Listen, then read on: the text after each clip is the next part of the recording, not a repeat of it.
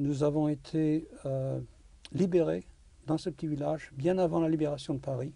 Nous avons été libérés, je pense, à la fin du mois de juillet. Et ça, c'est aussi quelque chose qui est gravé dans ma mémoire, parce qu'en ce temps-là, j'avais déjà 10 ans. À 10 ans, on se rappelle de beaucoup de choses.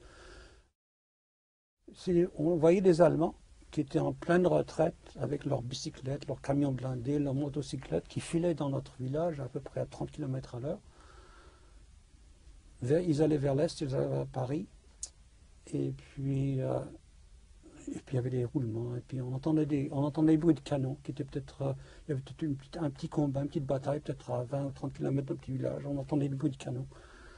Et pendant un certain temps, c'était en plein milieu de l'après-midi, il y a eu le silence absolu dans ce petit village. Tous les gens étaient dans la maison, tout le monde avait les rideaux baissés, il n'y avait pas un chat, il n'y avait pas un chien dans la rue, c'était un petit village de 300 habitants. Un peu plus tard, on a entendu un roulement, un roulement qui commençait, qui venait de l'ouest, et ce roulement devenait de plus en plus fort, de plus en plus bruyant, et il est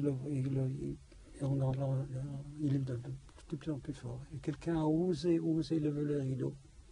Je me rappelle, ça c'était comme aujourd'hui. Quelqu'un a osé lever le rideau et a dit « Les Américains sont là, les Américains sont là, les Américains sont là ».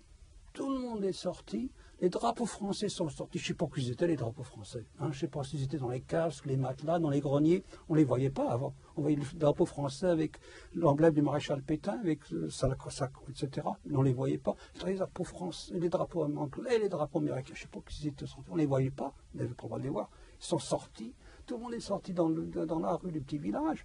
Les enfants, les hommes, les femmes, etc. Les Américains, d'abord les gros tanks, ensuite les camions blindés, etc.